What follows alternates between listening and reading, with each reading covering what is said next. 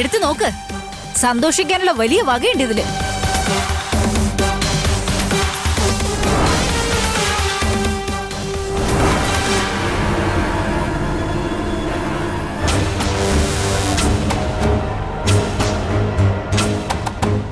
ഏമ, ഞാൻ പൊട്ടനൊന്നുമല്ല. പതിയെ പറഞ്ഞാലും കേൾക്കാം. എന്താ നിന്റെ പ്രശ്നം? നിങ്ങളെ കല്യാണം കഴിച്ചതാ എന്റെ പ്രശ്നം. മൂത്ത മകനായി അരവിന്ദ് ജനിച്ചില്ലേ, അതാണ് പ്രശ്നം. ഇതുവരെ എനിക്കോ ഇവനോ ഒരു നല്ല കാര്യവും നടന്നിട്ടില്ല.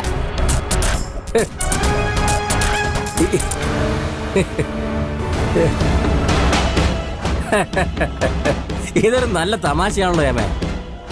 ഞാൻ പറയേണ്ടതൊക്കെ നീ തന്നെ പറഞ്ഞു. നിന്നെ പോലെ ഒരുത്തിയെ കല്യാണം കഴിച്ചതിലും അതിൽ ഇവനെ പോലെ ഒരുത്തനുണ്ടായതിനും ഞാനാ തോറ്റ് തല കുനിച്ച് കുമ്പിട്ട് നിൽക്കേണ്ടത്. എടോ, അധികം വായിട്ടലക്കല്ലേ. ഞാൻ എന്താ ചെയ്തത് തന്നോട്? നിങ്ങൾ